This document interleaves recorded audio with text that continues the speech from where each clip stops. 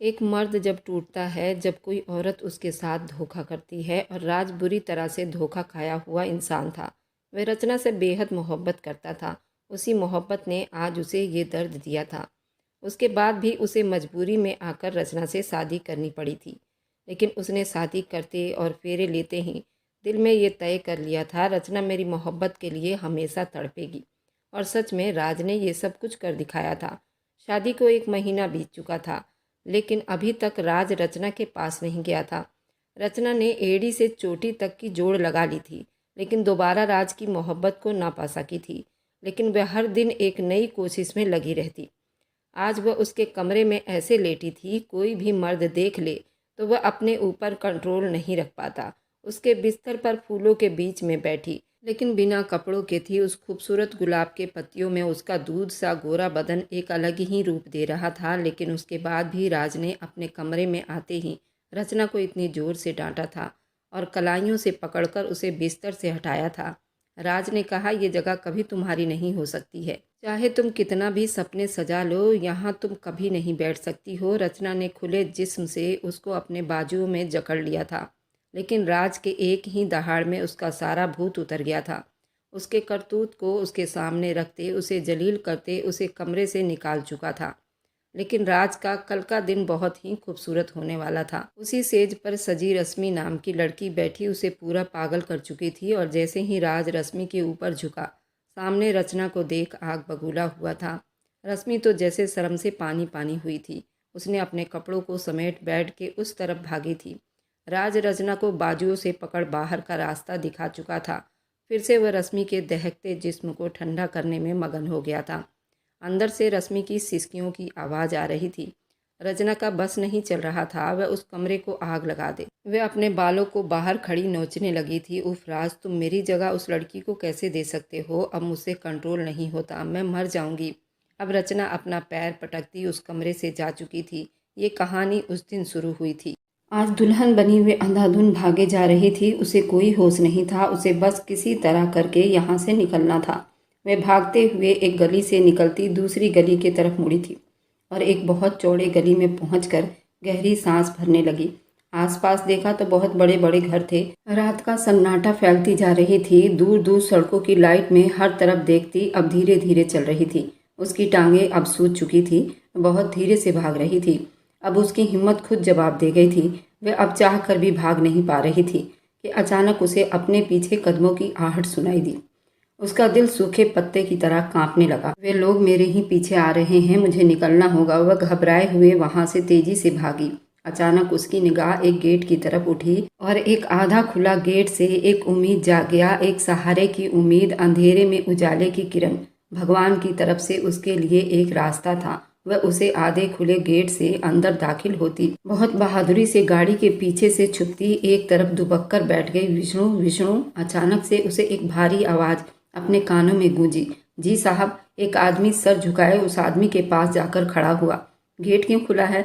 ये भारी आवाज और माथे पर बल डाले बोला। जी, वह गाड़ी की एंट्री हुई थी गेट से, तो शायद बंद करना भूल गया था। सर झुकाए ही जवाब दिया। बंद करो उसे और आइंदा ये गलती दोबारा नहीं होनी चाहिए, वह अपने गुस्से वाली आवाज में कहता अंदर की तरफ बढ़ गया था। रश्मि ने छुप कर उस आदमी को देखा जिसकी उम्र लगभग 27 साल के करीब थी। उसका चेहरा आधा ही दिखाई दे रहा था क्योंकि वह अंदर जा रहा था। रश्मि डरी हुई वापस नीचे दुबक कर बैठ गई। काफी देर वहीं बैठी आज की समस्याओं पर गौर करती रही। अपनी दुल्हन के कपड़ों को एक नज़र देखती वह अपने होंठ दबा गई। कृपा थी कि वो बहुत बुरे वक्त से खुद को बचाने में कामयाब हो गई थी, वरना न जाने इस वक्त वह उसके साथ क्या हो रहा होता। आज के दौर में कौन किस पर भरोसा करे, कौन किस तरह का बहरूपिया निकले। वह उस बहरूपिया के अंदर भेड़िया छुपा हो, कुछ भी नहीं कहा जा सकता। उसकी आंखों में आंसू भराए, मुंह पर हाथ रखे वह अपनी सिसकियों का गला घोट रही थी। रात धीरे धीरे सरक रही थी। अब रश्मि को ठंड लगने लगी थी। ये एक बहुत बड़ा घर था। इस वक्त वह पार्किंग एरिया में छुपी बैठी थी, लेकिन सर्द हवाओं ने उसे बुरी तरह से ठंडा कर दिया था। शायद बारिश होने वाली थी। वह घबराकर आसपास देखती, पार्किंग के अंदर के हिस्से की तरफ बढ़ने लगी कि उसका लहंगा किसी गाड़ी में बुरी तरह से फंस गया था। कांपते हुए उसने लहंगा छुड़ाने की नाकाम कोशिश की। इतनी देर में बारिश के मोटे मोटे बूंद उस पर गिरते उसे पल भर में भिगो दिए थे। हे भगवान, मेरी मदद करो, मेरा आपने जहाँ इतना साथ दिया थोड़ा और कर दो। वह आंसू बहाते अपना लहंगा झटके से छुड़ाती। पार्किंग में बढ़ती, उसे घर का मेन गेट खुला दिखाई दिया। आसपास देखा तो कोई नहीं था। वह नज़र बचाती घर के अंदर के हिस्से में दाखिल हुई। एक बहुत बड़े गेट से अंदर होते आगे बढ़ने लगी। वह घर नहीं था, महल था। इस घर को अंदर से देखकर ऐसा लग रहा था वह स्वर्ग में आ गई हो। बनाने वाले ने बहुत खूबसूरती से उसे बनाया था। अपना घर तो सबके लिए ही स्वर्ग जैसा होता है, लेकिन मेरा घर मेरे लिए तो नर्क बन गया था। परेशानी से सोचते आंसू फिर से बहने को तैयार थे। उससे पहले कि कोई उस तरफ आता, उसे देखता, वह जल्दी वहां से निकलती। एक गेट से जाती सीढ़ियां चढ़ गई। धड़कते दिल के साथ सब जगह देखती, कोई ऐसी जगह ढूंढ रही थी। तभी उसे किसी के कदमों की आहट सुनाई दी। वह एक दीवार के ओट में होते छुपी थी। वही आदमी जो बाहर गुस्से से बात कर रहा था। रश्मि को यही लगा। वे लंबे लंबे कदम भरता एक कमरे का दरवाजा खोलकर अंदर चला गया। रश्मि वहीं बैठी उस बंद दरवाजे को देखती रही कि थोड़ी देर बाद फिर से कमरे से निकलता एक फाइल लिए वही वापस मुड़ गया जहां से इस तरफ आया था। रश्मि मौका देखते उस कमरे में घुस गई। वह कमरा देखकर दंग रह गई। वो महल से भी ज्यादा खूबसूरत कमरा था। वहां के फर्नीचर अलग ही खूबसूरती दिखा रहे थे। कमरा देखने वाली हर आंख को ही हैरान कर देने के लिए काफी थे। वह खुद हैरान हुई। तभी उसे कमरे के बाहर कदमों की चाप सुनाई दी। वह जल्दी से एक अलमारी के पीछे छुपी थी। तभी दरवाजा खुला और एक मॉडर्न सी लड़की अंदर दाखिल हुई। उसने लॉन्ग ब्लैक कलर की नाइटी पहन रखी थी। उसमें से उसका जिस्म पूरा दिखाई दे रहा था। वह लड़खड़ाती अंदर दाखिल हुई। राज राज, वह ऊंची आवाज में किसी को बुला रही थी। रश्मि का दिल धक से रह गया था। कहीं वो मुझे देख ना ले। रश्मि और ज्यादा सिकुड़कर पीछे होती बैठी थी। उसी पल कमरे का फिर से दरवाजा खुला। ही आदमी अंदर दाखिल हुआ। उस लड़की ने पलटकर राज को देखा। उसके चेहरे पर मुस्कान आई। मेरा राज। उसने अपनी बाहें राज की तरफ बढ़ाई कि अगले पल राज ने उसे पीछे की तरफ धकेल दिया। वह बुरी तरह से लड़खड़ाती जमीन पर गिर गई थी। अपने गंदे हाथों से राज को छूना भी मत। वह आदमी ने गुस्से से नशे में धुत रचना को कहा, क्यों क्यों न छूऊं? मेरा हक है तुम पर। मेरे पति हो, तुमने मेरे साथ सातों वचन निभाए थे। मैं तुम्हारी धर्मपत्नी हूँ। तुम्हें छूने का, तुम्हें देखने का मुझे पूरा पूरा हक है। तुम्हें अपनी जवानी दिखाने का सिर्फ मेरा ही तो हक है। वह उसके गले में बाहें डालकर कह रही थी, दूर रहो तुम जैसी गंदी लड़कियों को। मैं अपने आसपास भी भटकने ना दूं। छूना तो बहुत दूर की बात है। वह अपनी शर्ट के कॉलर को छुड़वाते नफरत से बोल बैठा था, तुम जो भी कह लो, जब तक मैं तुम्हारी धर्मपत्नी हूँ तुम मुझे अपने करीब आने से नहीं रोक सकते। उसके पीठ पर बाजू जमा गई। राज ने झटके से उसके बालों में हाथ डाले, उसे फिर से झटका दिया। निकल जाओ मेरे कमरे से। वह उसे गुस्से से कहता बोला, क्या कोई और पसंद आ गई है तुम्हें? वह जख्मी शब्दों में पूछने लगी। अगर आ गई तो उसी वक्त शादी भी कर लूंगा। उसे अपनी महबूबा बनाऊंगा। उसके साथ अपनी सुहागरात भी मनाऊंगा और उसे खुद को छूने का पूरा हक भी दूंगा। जितना मैं तुमसे नफरत नहीं करता उतना मोहब्बत मैं उससे करूंगा। गेट आउट, मेरे कमरे से निकलो। वह उसे बाजू से थामे कमरे से बाहर फेंक आया और दरवाजा लॉक कर लिया और खुद अपनी शर्ट उतार कर उछाल दिया। उसके मजबूत मसल और चौड़ी छाती देखती रश्मि अलमारी के पीछे डर रही थी। उसका दिल बुरी तरह से धड़क रहा था। ये आदमी बहुत ही जुनूनी और गुस्से वाला दिखाई देता है। अपनी पत्नी को लेकर जरा भी लिहाज नहीं किया। अगर उसे जरा भी खबर हो जाती कि कोई अनजान लड़की उसके रूम में है तो न जाने क्या सजा देता उसको। डर से रश्मि का सांस फूलने लगा था। वह जरा सा आगे हो गई तो बेध्यानी में पास पड़े लैंप को गिरा दिया। राज जो अपनी शर्ट उतारते अब पैंट से बेल्ट को निकाल रहा था, आवाज पर पलटा और अपने सामने दुल्हन बनी एक कमसीन लड़की को देखता उसकी आंखों की पुतलियां फैल गई थी, जबकि रश्मि का तो सांस ही रुक गया था। राज ने अपने होंठ भींचते उस लड़की के पास जाते माथे पर बल डाले उसे सर से पांव तक देखता रह गया, जो बहुत ही खूबसूरत थी और सबसे ज्यादा हसीन उसकी भूरी आंखें थी जिन पर लंबी घनी पलकें वे कांप रही थी। उन आंखों में एक डर था कि राज 2 कदम और ज्यादा पास होने पर दीवार में जाकर सिमट गई। थर-थर कांपने लगी थी। राज ने आगे होते उसके दोनों हाथ के तरफ दीवार पर हाथ रखे उससे बात करने की कोशिश की। मारना मत प्लीज। रश्मि ने जल्दी अपना चेहरा छुपाया। राज ने दांत पर दांत जमाए उस लड़की को देखा जो सच में मासूम थी या मासूम बनने की कोशिश कर रही थी। कौन हो तुम और मेरे कमरे में कैसे आ गई? वह दरवाजे से, रश्मि ने डरते डरते कहा, जबकि हाथ धीरे से नीचे गिरे। वह गहरी नजरों से उसके चेहरे को देखता पूछ रहा था, जी। रश्मि अपनी भारी पलकें झपकाती नरम आवाज में बोली, किसने भेजा है तुम्हें? अब की बार पीछे होता हुआ दराज से सिगरेट निकालकर सुलगाता एक आईब्रो ऊपर करते शक में पड़ते हुए पूछने लगा। किसी ने नहीं, मुझे छुपने के लिए एक जगह चाहिए थी, वे हकलाते हुए डरे डरे शब्दों में बोली। अपनी शादी से भागी हूँ। अपनी सांस हवा में छोड़ते हुए उसको सर से पांव तक देखता अब दिलचस्पी से पूछ रहा था। रश्मि ने डरकर पहले ना में गर्दन हिलाया, फिर अगले ही पल सर हाँ में हिलाती। जबरदस्ती कर रहे थे क्या घर वाले? नहीं। अब की बार सब कुछ याद करते उसकी आवाज़ हकलाई, जबकि वह शब्द नरम थे। फिर भागे क्यों? साथ धोखा हुआ था। आप मुझसे शादी कर लीजिए प्लीज। वे अचानक से उस पर बम फोड़ गई। क्या कह रही हो? दिमाग ठीक है? वह सिगरेट ट्रे में मसलते उठा था। प्लीज कर लीजिए मुझसे शादी, मुझे एक जगह चाहिए, आपको एक अच्छी वफादार पत्नी, मेरी मदद कर दीजिए प्लीज। वह उसके आगे हाथ जोड़ गई। तुम पागल हो? राज ऐसी किसी चलती फिरती लड़की से शादी करेगा? वह गुस्से में बोला था। मैं भी कोई आम लड़की नहीं हूँ। वह कहते कहते अचानक रश्मि की जुबान पर ब्रेक लगी थी। बात पूरी करो। रश्मि ने सर झुकाया, उसकी तरफ देखा। मुझे यहाँ से जाना होगा। अब की बार वह गंभीर शब्दों में कहती दरवाजे की तरफ बढ़ी। और तुम्हें लगता है कि राज तुम्हें अब जाने देगा? उसकी आवाज़ पर रश्मि के कदम रुके थे, जबकि दिल जोरों से धड़का था। क्या नाम है तुम्हारे पिता का? वह उसके पास आता पूछने लगा। ईश्वर त्यागी। रश्मि के जवाब पर एक पल को राज की आंखों का रंग उड़ा था। वह चौंक गया। अब ये नाम ही ऐसा है। लेकिन मैं तुमसे शादी करूंगा। अभी इसी वक्त। अभी वह अपनी बात पूरी करती राज ने उसकी बात पर उसे टोका। अचानक मेरे पापा का नाम सुनकर आपको एहसास हुआ कि मैं राह चलती लड़की नहीं हूँ, आपसे शादी करने के काबिल हूँ। अमेजिंग। बट मुझे अब कोई इंटरेस्ट नहीं है। वो मुंह बनाकर कहती दरवाजे के लॉक पर हाथ रख गई थी। तुम्हारा इंटरेस्ट हो या ना हो, शादी तो अब मेरी तुमसे होकर रहेगी, और अभी होगा। राज के निगाह में जो चीज़ आ जाती है वह राज की हो जाती है, और तुम तो राज के कमरे में खड़ी हो और राज तुम्हें छोड़ देगा। राज ने बड़े गुस्से से कहा। आप एक बात समझ लीजिए राज, मैं कोई चीज़ नहीं, मैं एक जीती जागती इंसान हूँ। मैं यहाँ अपनी मर्जी से आई हूँ और यहाँ से जा भी सकती हूँ अपनी मर्जी से। किसी की हिम्मत नहीं मुझे रोके।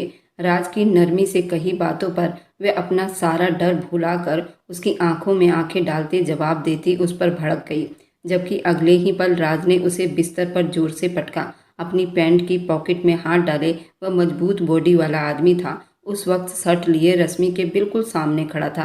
शादी तो तुम्हें करनी होगी, जबरदस्ती या फिर प्यार से, वरना सेकंड ऑप्शन भी है मेरे पास। वह दूसरा सिगरेट निकालते कहा। मुझे डराने की नाकाम कोशिश मत करो मिस्टर राज, मैं किसी से डरती नहीं। अंदर ही अंदर बुरी तरह से डर भी रही थी। बहादुर बनी खड़ी थी। ये तो तुम्हारे पिता को यहाँ बुलाने के बाद पूछूंगा। राज की बात पर रश्मि ने अपने होंठ भींचते उसके चेहरे पर एक साया सा लहराया था। बिल्कुल नहीं, आप उन्हें नहीं बुलाओगे। वह उसके पास जाती 2 कदम की दूरी पर रुकती बोली। तुम्हारे पिता का नंबर मेरे मोबाइल में सेव है। पिता से मुलाकात या मुझसे शादी, फैसला तुम्हारा है। वह अब बड़ी तसल्ली में बोला था। आप मुझे ब्लैकमेल कर रहे हैं? वे आंखों में आंसू लिए बोली। जो भी समझ लो। वह बेरहमी से बोला। आप क्यों करना चाहते हैं मुझसे शादी? वे जज करते बोली। मेरा इरादा नहीं था, तुमने मेरा दिमाग घुमाया, अब भुगतो। वह भी फट से जवाब देता। अपने सिगरेट फिर से ट्रे में बुझा गया था, जबकि रश्मि अपनी हाथों की उंगलियों को एक दूसरे में उलझाए बेचैनी का शिकार हो रही थी।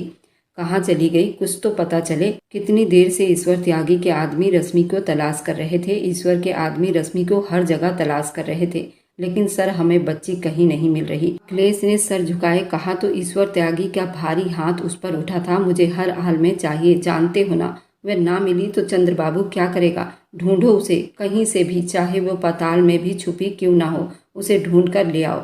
वह भी जिंदा। ईश्वर त्यागी चिल्लाया था, जबकि सारे एक बार फिर से रश्मि की तलाश में निकल पड़े थे। अगर ये लड़की ना मिली तो नहीं, उसे मिलना ही होगा। हे भगवान, मेरी बेटी तेरी छत्र छाया में हो। वह परेशानी से बोलता, भगवान से प्रार्थना कर रहा था। लेकिन जब नीयत में खोट हो तो भगवान से प्रार्थना की हुई कभी स्वीकार नहीं होती। चंद्रबाबू के साथ आज रश्मि की शादी थी, लेकिन किसी वजह से चंद्रबाबू नहीं आ सका और रश्मि को मौका मिल गया और वह फरार हो गई। ऐसे में उन्हें रश्मि को ढूंढने का मौका तो मिल गया, लेकिन अभी तक उन्हें रश्मि नहीं मिली थी। सुबह के 7 बजे रश्मि को कमरे से लिए बाहर निकला, जबकि फ़ोन पर अपने खास आदमी दिलीप कुमार पंडित जी और बाकी इंतजाम पूरे करने के लिए और ब्यूटिशियन को मेकअप का कह चुका था। राज कौन है ये लड़की? शांति देवी ने हैरानी से दुल्हन के कपड़ों में एक कमसीन लड़की को राज के साथ उसके कमरे से निकलते देखा तो सीढ़ियां उतरती वो बुरी तरह से हैरान हुई थी कि उनके पीछे रचना पर तो जैसे पहाड़ ही टूट पड़ा था। राज को तो लड़कियों से एलर्जी थी। वह किसी भी लड़की को अपने नज़दीक भटकने नहीं देता था, यहाँ तक कि वह उसकी धर्मपत्नी थी। कितनी बार उसके करीब होना चाहा और क्या क्या जतन नहीं किए, लेकिन वह उसे छूना तो दूर की बात थी, देखना भी ठीक नहीं समझता था। उसकी नज़र में रचना एक आवारा बदचलन लड़की थी, जिसका सजना संवरना दुनिया के सब मर्दों के लिए एक सा ही था। ऐसी लड़की को अपनी ज़िंदगी में मजबूरन उसे अपना नाम देना पड़ा था, लेकिन वह मुकाम नहीं दे सका था जो एक धर्मपत्नी का हक होता है, और राज की पत्नी को मिलना चाहिए था। ये रश्मि मेरी होने वाली पत्नी है। राज ने बिना किसी झिझक के उसको सबसे मिलवाया था। क्या बोल रहे हो तुम? राज, ऐसा कैसा मुमकिन है? तुम तो शादीशुदा हो। और ये लड़की? शांति देवी को अचंभा सा हुआ था। मेरी धर्मपत्नी मेरी पसंद की होनी चाहिए ना, फिर ऐतराज क्यों? वह कलाई पर पहनी घड़ी पर वक्त देखता बोला, तुम मेरे साथ इतना बड़ा जुल्म नहीं कर सकते। राज रचना के करीब आते बोली। उसका शब्द रुंध सा गया था। दूर रहकर बात करो। राज के शब्दों में नफरत थी। रचना बुरी तरह से अपसेट हो गई थी। अब कुछ नहीं हो सकता था। राज एक बार जो फैसला कर लेता था फिर पीछे नहीं हटता था। और फिर सच में थोड़ी देर के बाद राज ने उस लड़की से शादी कर ली। वकील को बुलाकर उसने कानूनी कार्रवाई भी कर लिए थे। आंखों में आंसू लिए वह भी ये सब कर गई। जब फैसला ले लिया तो फिर डर किस बात का? और जब राज को मेरी सारी हकीकत का पता चलेगा तब उसका दिल सूखे पत्ते की तरह वह डरते डरते राज की तरफ देखती, जो बहुत ही गंभीर दिखाई दे रहा था। चंद्रबाबू से शादी करने से तो राज ही बहुत अच्छा था। मैं एक ऐसे गुस्से वाले आदमी से शादी कर लूं, भले बाद में सारी सच्चाई जानने के बाद वो मुझसे गुस्सा ही हो जाए, लेकिन बाद में मैं उसे मना लूंगी। वह दिल ही दिल में आने वाले वक्त को सोचती बड़ी तसल्ली में हो रही थी, लेकिन ये नहीं जानती थी कि वह कितनी बड़ी परीक्षाओं में पड़ने वाली थी। वो ऐसा कैसे कर सकता है? रचना ने पूरे कमरे का नक्शा बिगाड़ कर रख दिया था। रो रो कर उसका बुरा हाल था। बस कर दो मेरी जान। आपको पता है राज एक बार जो ठान ले वो फिर पीछे नहीं जाता। शांति देवी ने बिलक बिलक कर रोती रचना को संभालना चाहा, जबकि खुद भी गुस्से से कांप रही थी। रचना शांति देवी की सास की सहेली की नातिन थी और बचपन से इन दोनों का रिश्ता तय था। शादी भी एक हादसे के तहत हो गई थी। वह बहुत घबराई थी। राज के रूम में बैठी थी। एक दिन पहले ही उसके कमरे में छुपने आई थी और अब उस कमरे की मालकिन बन बैठी थी। उस लड़की को रचना के लिए बहुत दुख महसूस हो रहा था, लेकिन रश्मि भी क्या करती? वे मजबूर थी। उसे खुद को बचाना था अपने पिता और चंद्रबाबू से। राज कमरे में दाखिल हुआ तो वह झट से उठ खड़ी हुई। राज ने एक गहरी मुस्कान से उसे देखा। रश्मि का नन्हा सा दिल पसलियों से टकराने लगा। चोर नजरों से होती अपनी जगह से उठ खड़ी हुई, जबकि राज उसके तरफ बढ़ने के बजाय अलमारी की तरफ बढ़ा, वहां से कुछ पेपर लिए और चुप से बाहर निकल गया। रश्मि फिर से चुपचाप वहीं बैठी रह गई। सारा दिन बीत गया, कोई भी रूम में नहीं आया। अब तो रश्मि को भूख भी बहुत लग रही थी। समस्याएं कैसी भी हो, पेट की भूख तो कभी नहीं मिटती। पेट में भूख से अब और ज़्यादा बेहाल हो रही थी। कल दिन से उसने कुछ भी नहीं खाया था और अब और ज़्यादा भूख बर्दाश्त करने से उसकी आंखें भीग गई थी।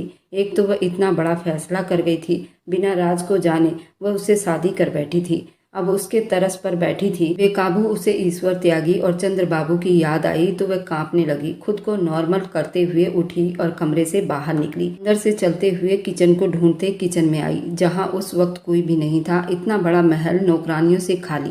रश्मि थोड़ी सी हैरान हुई, आसपास निगाह दौड़ाई, शायद कुछ खाने को मिल जाए, लेकिन किचन में ऐसा लग रहा था कि आज जैसे कोई आया ही ना हो। वह एक तरफ रखे फ्रिज की तरफ बढ़ी। उसे खोला तो आंखें खुशी से भीग गई। बर्गर, पिज्जा और बहुत सारे पकवानों का ढेर लगा हुआ था। उन्हें देखकर रश्मि की भूख चमक उठी थी। वह उसमें से कुछ चीज निकालती सेल्फ पर रखने लगी, लेकिन उसका भारी दुपट्टा बार बार उसे तंग कर रहा था। उसे उतारकर उसने एक चेयर पर टिका दिया और फिर से अपने काम में बिजी हो गई। मजे से सब सेल्फ पर रखती। अब वो प्लेट में अपने लिए सब कुछ थोड़ा थोड़ा करके निकाल रही थी। उसके मुंह में पानी भराया था। सब कुछ निकाल लेने के बाद तसल्ली से डाइनिंग टेबल पर बैठी ही थी। 1 मिनट, अभी उसने खाना नहीं शुरू किया था कि अचानक अपने पीछे से आती आवाज पर चौंकी। वह पलटकर देखा तो राज की पहली पत्नी रचना उसे खूंखार नजरों से देख रही थी। वह गुस्से से आगे बढ़ती उसके आगे से प्लेट उठा चुकी थी और बहुत ही गुस्से से सेल्फ पर पटक चुकी थी। किसके परमिशन से तुम मेरे किचन के अंदर घुस आई हो? वह उसे कड़कते तेवर से देखते बोली। रश्मि के पास उसके सवाल का कोई जवाब नहीं था। वह चुप ही रही। बोल, जल्दी क्यों आई है तू यहाँ खाना चोरी कर रही थी? रचना के नए इल्जाम पर रश्मि की आंखें हैरानी से फैली थी। समझती क्या हो तुम खुद को? मेरे पति को मुझसे छीन लिया, मेरे बिस्तर पर पहुंच गई, तो क्या अब मेरी हर चीज़ पर कब्जा कर लोगी? उसे बाजू से खींचती, दबोचते चिल्लाई थी, तुम भले कमसीन हो, खूबसूरत हो, लेकिन राज पर पहला हक मेरा है। रचना बड़ी रोब में बोली थी, समझी तुम? उसे वहां से जोर से धक्का देकर छोड़ गई। आइंदा मेरे किचन में कदम भी मत रखना, नहीं तो टांगे तोड़ दूंगी। तुमने जिससे शादी की है उसी से कहो तुम्हारे लिए खाने पीने का बंदोबस्त करे। वह सब चीजों को वापस बॉक्स में रखते बिना पलटे उसे देखकर बोलती जा रही थी, जबकि दरवाजे पर राज ने उसकी सारी बातें सुनी थी। रश्मि की उसके तरफ पीठ थी, वह हसरत से उन चीजों को देख रही थी। भूख से उसकी जान निकल रही थी। रचना सब कुछ वापस फ्रिज में रखती पलटकर रश्मि को देखा था, लेकिन उसके पीछे राज को देखकर अपने होंठ बंद कर लिए थे। राज का चेहरा गुस्से में था। रचना ने गुस्से से अपना मुंह फेर लिया कि रश्मि ने चुप से अपना हैवी दुपट्टा चेयर से उठाकर खुद पर ओढ़ा और भीगी आंखों से किचन से जाने लगी कि राज को देखते वहीं रुक गई। राज अंदर बढ़ा और रश्मि की तरफ देखा। उसकी आंखों में शिकायत देखता वह माथे पर बल डाल गया। अगले ही पल उसे कलाई से थामे रूम में ले जाते बिस्तर पर पटका था कि इस व्यवहार पर बिल्कुल सुन रह गई। किससे पूछकर कमरे से बाहर कदम निकाला तुमने? वह उसके पास बिस्तर पर एक टांग जमाता झुका था। रश्मि डरकर पीछे हटी थी। मुझे भूख लगी थी। तुम भूख से मर तो नहीं गई थी ना? आदत होनी चाहिए तुम्हें भूखा रहने की। वह मुंह बनाकर बोलता पीछे हटा। रश्मि को उसकी बातें समझ नहीं आ रही थी। आइंदा बाहर मत निकलना, इसी कमरे में रहना, तुम्हें तुम्हारी औकात का खाना मिल जाएगा। राज ने फोन पर किसी को मैसेज करते उसे धीरे से कहा, क्या मतलब? क्या है मेरी औकात? वह भी दो टूक बात करती। ईश्वर त्यागी की बेटी की औकात मेरी नज़र में 2 कौड़ी की भी नहीं है। वह गुस्से से दहाड़ा था, जबकि रश्मि को अपना दिमाग घूमता हुआ दिखाई दिया था। खुद को बड़ी मुश्किल से संभालते हुए उसके सामने जा खड़ी हुई तो पापा के दुश्मनों में से एक हो। पल में रश्मि ने अंदाजा लगा लिया, जबकि राज के चेहरे पर अभी वही असर दिखाई दे रहे थे। आपने मुझसे चीट किया। रश्मि ने अपना सर दोनों हाथों में थाम ली। तभी दरवाजे पर किसी की आने की आहट हुई। राज ने आगे बढ़कर आने वाले से एक पन्नी लिया था और लाते बिस्तर पर पटका था। बहुत भूख लगी है, ये लो खाओ और सर मत खाना दोबारा। अब खाना 24 घंटे के बाद ही मिलेगा। वह एक कॉल रिसीव करता बाहर निकल गया। उसकी आंखों में आंसू बहने लगे और न जाने कितने लोगों से उसे अपने पिता की दुश्मनी में खुद पर जुर्म सहना पड़ेगा। उसका दिमाग गुस्से से फट रहा था। भूख भी उसे बहुत तेज लगी थी। पेट में बहुत दर्द होने लगा था। आगे बढ़कर उसने पन्नी खोला तो उसमें से एक छोटे से पन्नी में उबले चावल और दूसरे पन्नी में दाल थी। उनकी औकात बस इतनी थी कि एक वक्त में उसको पेट भर खाना न देता। उसकी आंखों से आंसू बह निकले। यहाँ खुद अपनी इज्जत को बचाने के लिए छुपी थी, अब उस आदमी की जिंदगी में शामिल हो गई। न जाने क्या दुश्मनी थी उसकी ईश्वर त्यागी से, जिसे अब मुझे भुगतना पड़ेगा। वह गुस्से से सोचती डिस्पोजल में प्लेट में चावल रख रही थी। उसने जिंदगी में कभी भी खाने की बेइज्जती नहीं की थी, इसलिए जो भी मिल जाए वह धन्यवाद करते खा लिया करती थी। अभी भी वह दाल चावल रखते बड़ी तसल्ली में हुई थी और भगवान का धन्यवाद करते बचे हुए चावलों को वापस पन्नी में डालकर एक तरफ रख दिए थे। अब वह खाना खा रही थी। पानी तक ना था उस रूम में और प्यास से उसके गले में कांटे चुभ रहे थे। वह पानी के लिए बाहर कहाँ जाती? पता नहीं राज कहाँ है जो मुझे यहाँ कैद करके चला गया। अब बिस्तर पर लेटते अपने बीते टाइम को सोचती नींद की वादियों में खोने लगी। फिर न जाने कब उसकी आंख लगी। वे कितनी देर सोचती रही। आंख तब खुली जब उसे अपने बिस्तर पर कुछ रेंगता हुआ महसूस हुआ। उसकी पिंडलियों से ऊपर आ रहा था। उसको अपने ऊपर किसी के हाथों का दबाव महसूस हुआ तो झट से आंखें खोलती दुबक कर पीछे हटी थी। कमरे में बिल्कुल अंधेरा था और गहरी खामोशी थी। रश्मि का दिल जोरों से धड़क रहा था। झटके से उठ बैठी। अपने बहुत पास राज को देखते हुए डरते हुए गहरी सांस भरने लगी। राज सट लिए था। रश्मि घबराकर बेड के सिरहाने से टेक लगाकर बैठा हुआ इतना डर किस बात पर रही हो? वह भी उसके नज़दीक हुआ। मुझसे दूर रहो, वह हकलाते बोली। शादी दूर रहने के लिए तो नहीं की। वह उसे झटके से अपनी गोद में बिठा गया। वह उसके खुले चौड़ी छाती को दोनों हाथों से पीछे करती अब हटाने की नाकाम कोशिश करने लगी, पर राज ने उसके दोनों हाथों को एक ही हाथ से पीछे की तरफ मोड़ा। रश्मि के होठों से चीख निकली थी, मुझे आनाकानी करती लड़कियां पसंद नहीं और ना मैं जोर जबरदस्ती करता हूँ। ठीक होगा, खुद को मेरे हवाले कर दो। राज ने उसके चेहरे को दबोचते हुए कहा, आप झूठे और धोखेबाज है। मुझे धोखा दिया, कोई फर्क नहीं आप में और ईश्वर त्यागी में। आप दोनों एक जैसे हैं। रश्मि गुस्से से चिल्लाई, आवाज नीचे। राज ने उसका जबड़ा दबोचा। खबरदार उस नीच आदमी से मुझे मिलाया तो जान ले लूंगा तुम्हारी। वह गुर्राया था। नीच आदमी की बेटी को अपनी जरूरत का सामान बनाने लगे हो। रश्मि ने भी दो टूक जवाब दिया। राज ने अगले ही पल उसे वापस बिस्तर पर पटक दिया, उसका दुपट्टा उसके तन से दूर उछाल दिया। रश्मि ने धड़कते दिल से उसे देखा। आप मेरे साथ जबरदस्ती नहीं करेंगे, वह तड़पते हुए बोली। ये तो तुम पर डिपेंड करता है कि तुम मुझे जबरदस्ती करने पर मजबूर करोगी या फिर अपने आप को मुझे सौंप दोगी। वह उसके ब्लाउज को एक झटके से दो हिस्सों में करता, उसके शरीर से अलग किया था, उसकी धड़कनों पर आया, उसके धड़कनों पर अपने हाथों को फेरता। वह उसकी सिसकियां निकलवाने लगा। अभी तुमने मेरा एक और रूप देखा है, अब तुम्हें मैं अपना ऐसा रूप दिखाऊंगा जो आज तक किसी ने नहीं देखा होगा। वह उसके होठों के पास झुके बोलता, अपने होठ उसके होठों से गुम करता जुनूनी हुआ था। प्लीज राज, मुझे नहीं पता ईश्वर त्यागी ने आपके साथ क्या व्यवहार किया है, लेकिन प्लीज मुझे उनके किए की सजा मत दो, वरना वह अब रो पड़ी थी। उसने जो किया है उसका भुगतान तो उसे भुगतना ही पड़ेगा, लेकिन तुमने जो किया उसके लिए तुम्हारी सजा मेरे जिस्म की भूख है। कहते के साथ ही वह उसके होंठ से बुरी तरह से चिपका था। रश्मि के सिसकियों को अपने होठों में गुम करता, उसका लहंगा भी उसके शरीर से सरकाया था। रश्मि डर से कांप उठी थी। तुम ऐसे रो रही हो जैसे मैं तुम्हारा रेप कर रहा हूँ। राज ने खुद को भी हर पर्दे से आजाद करते उस पर छा गया था। उसी पल रश्मि का सांस हलक में ही अटक गया था। राज के जिस्म से अपना जिस्म मिस होता महसूस करते हुए अपना होठ दांतों तले कुचल गई थी। राज उसका ये मासूमाना एक्टिंग देखता पागल हुआ था और उसके अगले पल उस पर नरमी दिखाने लगा था। वह बहुत नाजुक सी थी। उसके पहाड़ जैसे जिस्म के नीचे वह दुबक कर रह गई थी। सांस भी बड़ी मुश्किल से ले पा रही थी। उस पर खुद को एडजस्ट करते उस वक्त उसके धड़कनों पर अब नरमी से अपने होठों का रस उसके अंदर भरने लगा था।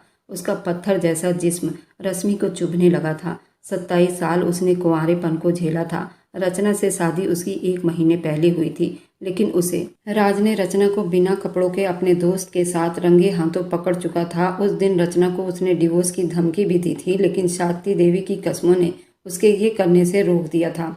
अगर वह अपनी कसम ना देती तो वह उस दिन रचना से अपना नाम भी छीन लेता। उसके बाद इमरती देवी ने बहुत कोशिश की कि उनकी सहेली का पोता उनकी नातिन को विदा करवा कर ले जाए, लेकिन राज की नाह में हाँ ना बदली। वह अपने जुबान का इतना पक्का था कि सामने वाले को भी इतना ही खरा मांगता था जो सिर्फ उसका हो और सर से पैर तक उसी का रहे, ना कि औरों के बिस्तर की खूबसूरती बने। रचना उस दिन नशे की हालत में थी और खुद से कंट्रोल खोकर राज के करीबी दोस्तों के साथ अश्लील व्यवस्था में पाई गई थी और राज ने उसे देख लिया था। अब वह चाहकर भी अपना भरोसा पहले जैसा नहीं कर सकता था।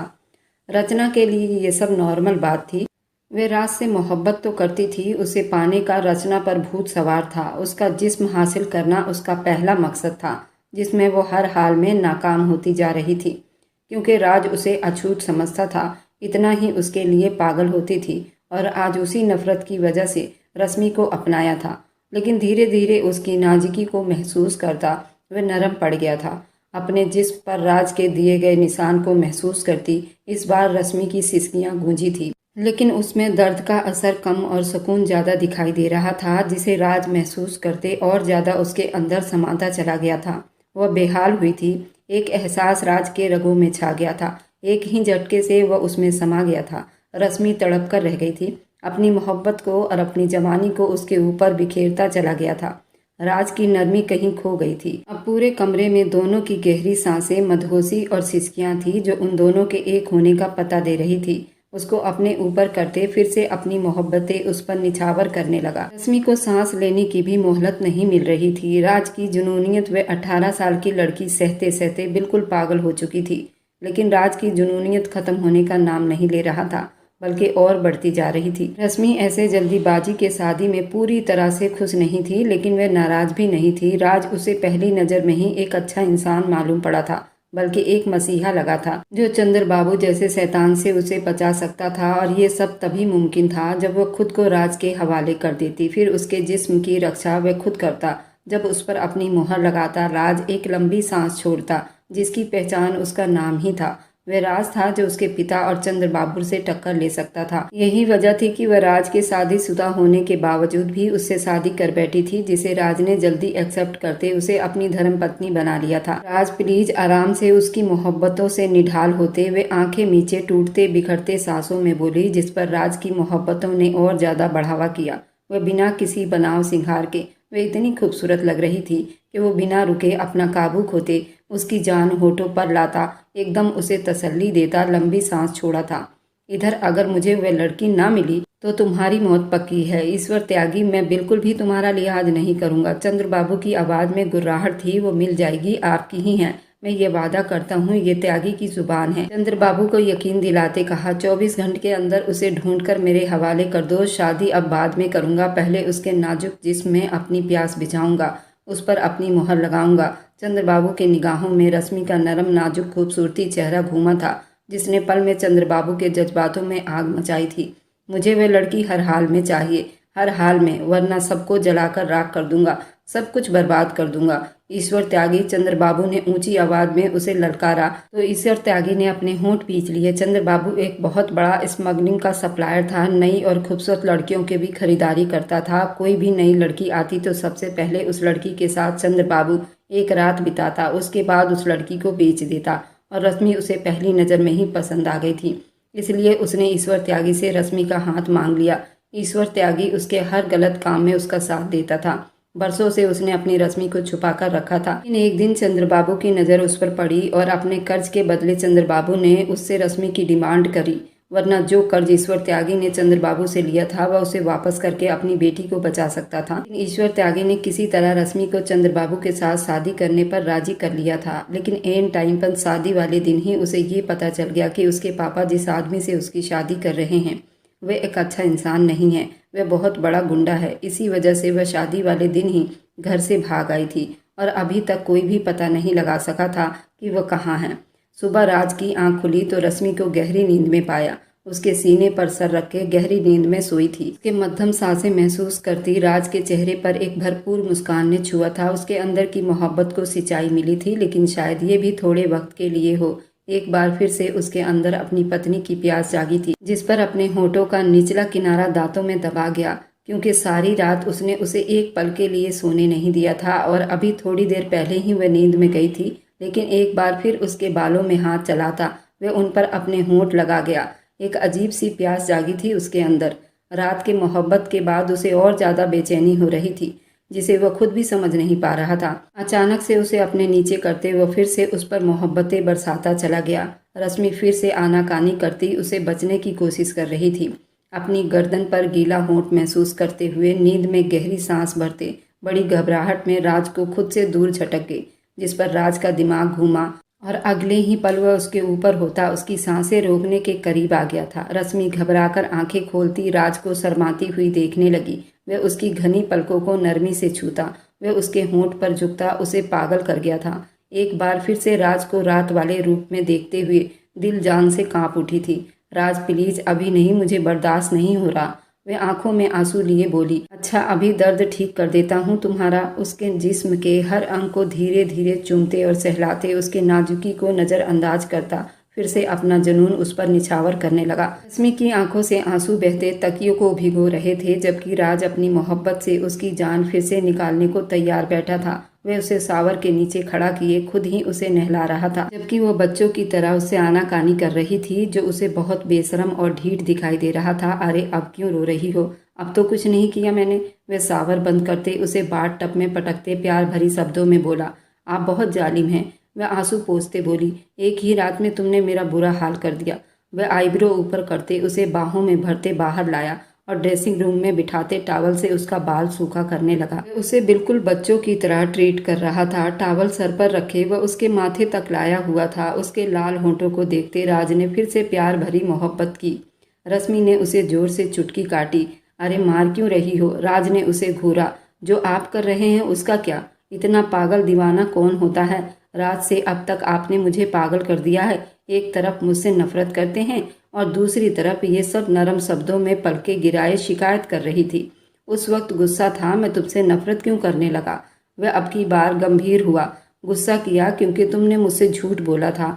वह उसका एक ड्रेस अलमारी से निकालता उसकी तरफ बढ़ाया, तो ये ड्रेस कब लाए आप?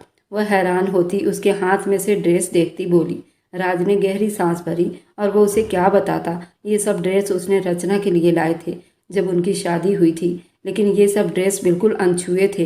वह मार्केट जाता तो जब भी कुछ पसंद आता तो ले आता, लेकिन ये उसके मन में ही रह गया। वह अपनी पत्नी को दे नहीं पाया। रचना सिर्फ उसकी पत्नी थी, लेकिन उसने आज तक रचना को छुआ नहीं था। रश्मि एक दिन में ही उसकी पत्नी बन गई। मैं पहना दूं? वह ड्रेस हैंगर से निकालता पूछने लगा। नहीं, मैं खुद पहन लूंगी। वह घबराकर जल्दी ड्रेस लेती ड्रेसिंग रूम में बंद हो गई, जबकि राज भी अपना ड्रेस लेता बाथरूम में बंद हो गया। इधर ईश्वर त्यागी मैडम जी का पता चल गया है। ईश्वर त्यागी के खास आदमी ने उसे आते ही खबर दी। कहाँ है? ईश्वर त्यागी ने बड़ी बेचैनी से पूछा था, तो उसके आदमी ने अपने पीछे खड़ी लड़की की तरफ इशारा किया था। त्यागी एक पल को सोच में पड़ गया। वे खूबसूरत लड़की बहुत ही खूबसूरत कपड़े पहने थी। ईश्वर त्यागी से अपना नज़र हटाना ही मुश्किल हो गया था। आपकी बेटी मिसिंग है, वह बड़ी स्टाइल से कहती। हाँ, मेरी बेटी है। कहाँ है वह? ईश्वर त्यागी की बेचैनी वह लड़की अच्छे से जान सकती थी। मैं बताती हूँ वह लड़की कहाँ है। वह लड़की राज के पास है। वह उसकी अगली बात पर ईश्वर त्यागी के चेहरे का रंग बिल्कुल फीका पड़ गया था। राज उसे अपनी आवाज़ अब खाई से आती हुई सुनाई दी। वह वहाँ कैसे पहुँच गई? ईश्वर त्यागी ने हैरानी से पूछा। जैसे भी पहुंची, इस बात को छोड़ दो। पहुंच गई है ना, अब उसे वापस लेकर आओ। तभी तुम्हें ईश्वर त्यागी, यानी तभी मैं तुम्हें ईश्वर मानूंगी। रचना ने बड़ी मासूमियत से कहा। मुझे अपनी बेटी राज से वापस लेनी आती है, समझी? वह बड़े गुस्से से बोला। रचना ने एक गुस्से वाली मुस्कान उसको पास की, जबकि उसने रश्मि और राज की शादी की बात को छुपा लिया था। वह नहीं चाहती थी ईश्वर त्यागी रश्मि और राज के शादी की बात सुने, रश्मि को वापस ही ना बुलाए। क्या हुआ? कहाँ से आ रही हो? हवेली में घुसती हुई शांति देवी ने उसके चेहरे पर एक अजीब सी खुशी देखी तो पूछ लिया। अरे माँ जी, यहाँ आओ, मैं आपको एक अच्छी न्यूज़ सुनाती हूँ। वह शांति देवी का हाथ थामे सोफे पर बैठी। बहुत जल्द रश्मि नाम का कांटा हमारी जिंदगी से निकल जानी है। जस्ट वेट, बस थोड़ा इंतजार करना पड़ेगा। बोली, क्या मतलब? क्या करके आई हो तुम? शांति देवी घबरा गई। माँ जी प्लीज, अब लेक्चर देना मत शुरू हो जाना। उनके शब्द अभी मुंह में ही थे कि राज रश्मि का हाथ थामे उसे लिए डाइनिंग टेबल पर आया। सुबह नाश्ता उन्होंने रूम में किया था और अब खाने के वक्त वो बाहर निकले थे। शांति देवी ने मुंह बनाया, लेकिन चुप रही। खाने के बीच थोड़ी थोड़ी नजर राज उचड़ती निगाह से अपने दुश्मन के रूप में छुपे दोस्ती को देख लेता। उसका अंदाज इस तरह जानलेवा था कि अचानक से रचना को राज की नज़रों में अपने लिए जलन महसूस हुई तो खाना खाते खाते उसे हिचकी आने लगी। आप ठीक हैं? उसके तरफ रश्मि ने पानी का गिलास बढ़ाया और उसकी कमर को सहलाया। राज ने नाम में सिर हिलाया कि इतने में नौकर ने आकर किसी ईश्वर त्यागी की आने की खबर दी। राज के चेहरे को एक मुस्कान ने छुआ तो वहीं रश्मि के चेहरे का रंग बिल्कुल उड़ा था। उसने बेकाबू राज की कलाई को दबोच लिया। मैं जब तक ना कहूँ तुम बाहर मत आना। मैं धीरे से उसके कान में बोलता उठ गया, जबकि रश्मि दिल ही दिल में भगवान का नाम जाप करने लगी थी। राज बाहर हॉल में आया तो ईश्वर त्यागी बेचैनी से चक्कर काट रहा था। कहो ईश्वर त्यागी, कैसे आना हुआ? राज ने सोफे पर बैठते टांग पर टांग जमाए बड़े गुस्से में कहा। मैं यहाँ तुमसे बहस करने नहीं आया, अपनी बेटी लेने आया हूँ। मेरी बेटी को बुलाओ अभी के अभी। ईश्वर त्यागी गुस्से से चिल्लाया था। आवाज़ नीचे रखकर बात करो।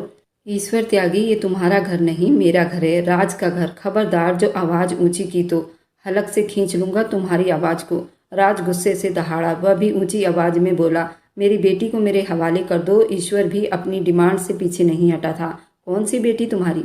बेटी वो यहाँ जब आई थी तो ईश्वर त्यागी की बेटी थी, अब वो राज की पत्नी है। राज की कड़कदार आवाज़ पर ईश्वर त्यागी ने अपनी मुट्ठियां जोर से बंद की। नामुमकिन, ऐसा हो ही नहीं सकता। मेरी बेटी मेरे साथ ऐसा बिल्कुल नहीं कर सकती। ईश्वर त्यागी का दिल बुरी तरह से धड़क रहा था। आपकी बेटी न सिर्फ मेरी पत्नी बन चुकी है, बल्कि हमारे बीच एक गहरा संबंध भी जुड़ चुका है। आपके लिए यही अच्छा होगा कि आप यहाँ से अपना रास्ता नापिए। देखो राज, तुम्हारी दुश्मनी मेरे साथ है। मुझे जो करना है मेरे साथ कर सकते हो। मेरी बेटी को बीच में मत डालो, उसे छोड़ दो। ईश्वर त्यागी, राज बड़ी गुस्से से भरी आवाज़ में बोला था। खबरदार जो अपनी जुबान से मेरी पत्नी को मुझसे छोड़ने को कहा तो मैं जान ले लूँगा तुम्हारी। चलो निकलो यहाँ से जल्दी। वह गुस्से से बोलता हाथ के इशारे से बाहर का दरवाज़ा दिखाया। तुम्हें ये सब बहुत महंगा पड़ेगा। अपनी बेटी तो मैं तुमसे लेकर रहूँगा। Just wait. ईश्वर त्यागी अपने शॉल को ठीक करते दूसरे कंधे पर डालते बाहर चले गए, जबकि राज वापस अंदर की तरफ आया था जहां रचना ने रश्मि पर हाथ उठाया हुआ था। रचना अचानक राज की आवाज़ पर उसका हाथ हवा में ही रुक गया। चेहरे पर एकदम हवाइयाँ उड़ने लगी। तुम्हारी हिम्मत कैसे हुई मेरी पत्नी पर हाथ उठाने की? राज ने रश्मि को अपने साथ चिपकाया तो रश्मि ने हैरानी से बिन कहे शब्दों से उस आदमी को देखा जो एक रात में ही इतना बदल गया था। ये लड़की मेरी पत्नी है। राज ने उसकी बात काटी। राज, तुम रचना से ज़्यादा उस लड़की को कैसे अहमियत दे सकते हो? शांति देवी ने भी बीच में बोलना जरूरी समझा, क्योंकि मैं अब इस लड़की को एक धर्म पत्नी की हैसियत दे चुका हूँ। ये मेरी धर्म पत्नी है। उसे और ज़्यादा अपनी बाहों में दबाता हुआ उसके पैरों तले से ज़मीन खींच लिया था। उसका इस तरह बेबाक अंदाज देखती शांति देवी समेत रचना को भी बहुत गुस्सा आया था, लेकिन राज के आगे बोलना मतलब अपनी सामत लाने जैसा था। डार्लिंग चलिए, मुझे तुम्हारी प्यास हो रही है, मुझे तुमसे सुकून चाहिए, वह गंभीर शब्दों में कहता रश्मि को अपने साथ चिपकाए अपने रूम की तरफ बढ़ गया। रश्मि ने रूम में आते ही एकदम राज से दूरी बनानी चाहिए। खबरदार, जो तुमने 1 इंच की भी दूरी बनाई तो जान ले लूँगा तुम्हारी, राज ने उसे घूरते हुए कहा। तो वो मुंह बनाकर उसे देखने लगी। रात से अब तक क्या कर रहे हैं? जान हथेली पर तो लाई हुई है मेरी, वह रूठे अंदाज में बोली, जबकि वह उसकी बात पर राज को घूर कर देखा। बेशरम राज, वह अपने होठों से बड़बड़ाती राज की तरफ मुंह हटाती दूसरी तरफ फेर गई। राज ने उसकी कमर को फिर से दबोचा, उसको खींचकर अपने पास किया तो वह बिन कटी डाल की तरह उससे जा लगी। राज, उसने नरम शब्दों में पुकारा। राज की जान वह उसके चेहरे पर झुकता उसे मोहब्बत में बुलाया था, उसकी कान की लो चूम लिया था। रश्मि की आंखों में हैरानी थी। क्या मैं आपकी जान हो सकती हूँ? वह कुछ पल के बाद राज ने अपने सीने में भींचा। रात के मोहब्बत करने के बाद ये सवाल करने की गुंजाइश बनती है क्या? वह उसका मूड फिर से चेंज होने लगा। राज, पापा आए थे, क्या कहा उन्होंने? उन्हें कैसे पता चला कि मैं यहाँ हूँ? उसका ध्यान बटाने की कोशिश करने लगी। उसकी उस कोशिश पर राज के चेहरे को धीमी मुस्कान ने छुआ, साथ ही उसके होठों पर ताला लग गया। एक ही रात में तुमने मुझे अपना दीवाना बना लिया है। मैं सच कह रहा हूँ, अगर थोड़ी सी और ज्यादा दूरी बनाई तो तुम्हें कच्चा चबा जाऊंगा। वह उसे लिए फिर अपने बिस्तर पर आया। रश्मि की सांसें फिर से अटकने लगी। प्लीज, डरते डरते राज को रोकना चाहा, जो अपनी शर्ट फिर से उतारता उसके ब्लाउज का हुक खोल चुका था। मुझे रोकने की हल्की सी भी हिम्मत की तो तुम्हें महंगी पड़ेगी राज की जान। राज ने उस पर फिर से मोहब्बतों की बरसात की। रश्मि के साथ इसके समंदर में गोते लगाता। राज, आपको सहन करना इतना आसान नहीं, वो मैं धीमे से बोली, जानता हूँ, और राज को सिर्फ रश्मि ही सहन कर सकती है। एक ही झटके पर वह उसके ब्लाउज को दूर फेंकता उसकी धड़कनों में मुंह छुपा लिया था। रश्मि की सांस गहरी हुई थी। तभी दरवाजा खुला और रचना अंदर दाखिल हुई, लेकिन अंदर का जो मंजर उसने देखा, उसकी आंखों में खून उतरने लगा। चेहरे पर शर्म हया की लाली बिखर गई, जबकि राज ने गर्दन फेर कर एक नज़र उसे देखते दांत पर दांत जमाए गुस्से से उसे देखने लगा, जैसे कह रहा हो, दफा हो जाओ यहाँ से। रचना की आंखों में ढेरों आंसू झिलमिला उठे थे। इतनी चाहत थी उसे राज की बाहों में ऐसे झूलने की, और उसने एक रात भी अपनी बाहों में न भरने दिया। उस लड़की को अपनी पत्नी बनाकर सारी मोहब्बतें उस पर निछावर कर रहा था।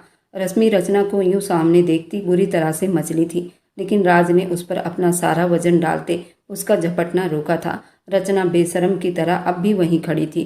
तुमने अच्छा नहीं किया राज, तुमने मेरा हक किसी और को दिया। मैं तुम्हें कभी माफ़ नहीं करूंगी। दफ़ा हो जाओ मेरे कमरे से, राज हलक के बल चिल्लाया था। रश्मि भी बुरी तरह से शर्माते अपने जिस्म को छुपाने की कोशिश कर रही थी। वह दूसरी तरफ रचना बुरी तरह से थरथर कांपने लग गई थी। राज की आंखों में वार्निंग देख रही थी। रचना एक नज़र रश्मि को देखती बाहर निकल गई। राज ने उठते हुए दरवाज़ा लॉक किया। वापस रश्मि तक आते कमरे की लाइट भी ऑफ कर गया, जबकि विंडो की रोशनी अंदर आ रही थी, जिसमें से वह ज़्यादा तो ना सही लेकिन एक दूसरे को बखूबी देख सकते थे। अपने आप को हर पर्दे से आज़ाद करता वह एक बार फिर से रश्मि पर अपना मोहब्बत लुटाया था। रश्मि ने अपना सांस रोक लिया। रात भी उसका जुनून सहते सहते सुबह भी उसने अपनी मर्जी चलाई, और अब भी फिर से थकन से चूर उसका जिस्म अब टूटने वाला हो गया था। लेकिन राज के अंदर की एनर्जी कम नहीं हो रही थी, बल्कि पहले से ज़्यादा बढ़ती जा रही थी। इस बार रश्मि की चीख निकलवाएगा। कमरे में धीरे धीरे उससे बातें करने लगा। वह उसे मोहब्बत से सीने में भींचे, उस पर अपनी जुनूनियत दिखाता उसे मदहोश करने लगा, जबकि रश्मि का तो हाल था कि अब बस, न जाने कौन सी चक्की का आटा खाते हैं जो इतनी ताकत है और सारी सारी मुझ पर उतार दी है। दिल ही दिल में सोचते वह राज के दिए हर जहर को अपने जिस्म पर महसूस कर रही थी। राज उसकी जिंदगी में एक हवा के झोंके की तरह साबित हुआ था, जिसने सब उलट पुलट कर रख दिया था। लेकिन वह फिर भी तसल्ली में थी, क्योंकि उसे छूने वाला पहला और आखिरी आदमी राज ही था। चंद्र बाबू तक जैसे ही ये खबर पहुंची, वह गुस्से से पागल हो गया। राज की पहुंच से वह भी डर रहा था, इसलिए बुरी तरह से गुस्सा करता गया। जानता था बस उस लड़की को वहां से निकालना नामुमकिन हो गया। उस लड़की की खूबसूरती उसे और ज़्यादा बेचैन कर रही थी। ईश्वर त्यागी, ये सब ठीक नहीं हुआ। मुझे वह नाजुक सी लड़की अपने बिस्तर पर चाहिए थी, और तुम मुझे बता रहे हो कि राज ने उससे शादी कर ली है। कैसे बर्दाश्त करूं? पहला हक तो मेरा था ना। वह चिल्लाया। तभी नौकरानी ने एक लड़की की आने की खबर दी। ईश्वर त्यागी ने चंद्रबाबू को एक नज़र देखा और उस लड़की को अंदर लाने को कहा। रचना ने अंदर आते ईश्वर त्यागी को गुस्से से देखा। कैसे बाप हो तुम, और कैसा नियत है तुम्हारा कि एक लड़की को नहीं ला सके। वह भड़की थी। चंद्रबाबू की निगाहें उसके जिस्म के आर पार हुई थी, जो अनजाने में ही ईश्वर त्यागी से बात करते चिल्ला रही थी। राज की पहुंच को कौन नहीं जानता। रश्मि के लिए उसकी आंखों में मैंने जुनूनियत देखी थी। मैं कैसे उसे साथ ला सकता था। राज अपने दुश्मनों से बाद में बात करता है, गोली पहले चला देता है। ईश्वर त्यागी ने नफरत से कहा। तो ठीक है, मैं तुम्हारी मदद करूंगी, उस लड़की को तुम तक पहुंचाऊंगी, लेकिन उसके बाद वे लड़की दोबारा राज तक नहीं पहुंचनी चाहिए। वह उन्हें वार्निंग कर रही थी, जबकि चंद्रबाबू की नीयत अब उस लड़की के ऊपर खराब हुई थी। उसे तो बस एक नया चेहरा चाहिए था, और वह लड़की जवानी से चूर थी। उसे क्या फर्क पड़ता है, तो वह लड़की ही ना। जैसे ही मिलेगी मैं उसे चंद्रबाबू के हवाले करूंगा और तुम्हें मुंह मांगी रकम भी दूंगा। ईश्वर त्यागी की बात पर रचना ने चंद्रबाबू की तरफ देखा। उसे बर्बाद कर देना, उसे कहीं का मत छोड़ना, वह किसी को मुंह दिखाने लायक ना रहे, इतना बुरा हाल कर देना कि राज उसे दोबारा अपना न सके। रचना के होठों से नफरत निकल रही थी। तुम्हारा राज से क्या संबंध है। चंद्रबाबू की गहरी नजर उसके जिस्म के आर पार होती हुई दिखाई दे रही थी। पति है वो मेरा, लेकिन एक दिन भी मेरे पास नहीं आया। तुम्हारी बेटी एक ही रात में उसकी धड़कनों तक पहुंच गई है। रचना की बात पर चंद्रबाबू की आंखें चमक उठी। रचना के जरिए राज से बदला लेने का सुनहरा मौका लगा था। वह पलटी थी कि चंद्रबाबू ने उसे अपने कब्जे में ले लिया। वो बुरी तरह से बौखला गई, लेकिन चंद्रबाबू ने उसे सोचने समझने का मौका ही नहीं दिया। अपने कंधे पर उठाए अपने बेडरूम में लाया और उसकी चीख कमरे से बाहर तक आ रही थी। उसने उसे बर्बाद कर दिया, जिसे वह अपनाना चाहती थी। उसको छोड़कर बाकी सब ने उसे बर्बाद कर दिया था। राज के लायक नहीं थी। रचना के हर अंग को जख्मी करके उससे शारीरिक संबंध बनाए थी और फोन पर राज को वार्निंग दे रहा था। अपनी पत्नी चाहिए तो मेरी रश्मि मेरे हवाले कर दो। चंद्रबाबू गुस्से में कहता, रोती चिल्लाती रचना को तार तार कर रहा था, जबकि ईश्वर त्यागी सर पकड़े बैठ गया। शाम होने वाली थी, जबकि वो दोनों एक दूसरे से लिपटे गहरी नींद में थे। थोड़ी देर पहले ही सावर लेते हुए वह जोत बत्ती कर चुकी थी, भगवान को सुला चुके थे। राज के नंबर पर कॉल आई थी। उसकी आंख खुली, धीरे से रश्मि की तरफ देखता, जिसका चेहरा बहुत लाल हो रहा था। सर्दी की रात थी और ऐसे में वह 3-4 बार नहा चुके थे। अब वो बिल्कुल हार गई थी। उसके सीने पर सर रखे सो रही थी। राज के होंठों को एक मुस्कान ने छुआ। मोबाइल पर कॉल एक बार फिर से आने लगी। राज ने कॉल रिसीव की और आगे से जो खबर उसको सुनने को मिली, उसको लगा उसकी सांसें थम गई हों। आंख मीचे कॉल बंद करता, क्योंकि चंद्रबाबू ने वीडियो कॉल की थी। जिस हाल में रचना थी, उसे देखकर उसकी हालत खराब हो रही थी। रचना पूरी तरह जख्मी थी, जो भी था, लेकिन वह अभी भी उसकी पत्नी थी। रश्मि का सर बहुत आराम से तकिए पर रखते खुद जल्दी उठता ड्राइंग रूम में बंद हुआ था। तैयार होता बाहर निकल गया। वहां पहुंचा तो चंद्रबाबू फरार हो चुका था। वह रोते हुए गहरी सांस भरते बोली।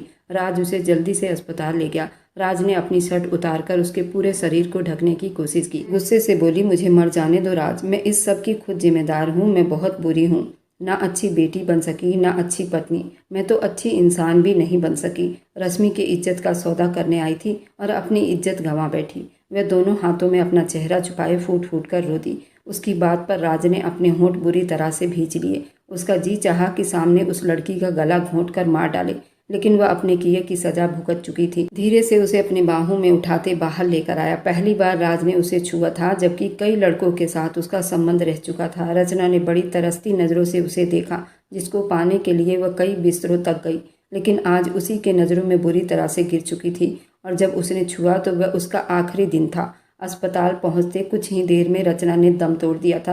वह अपनी कर्मों की सजा भुगत चुकी थी। कई दिनों की कोशिश के बाद चंद्रबाबू भी पकड़ा गया था। उसका पूरा टीम पकड़ा गया था। चंद्रबाबू जेल में था और उसको फांसी की सजा सुनाई गई थी।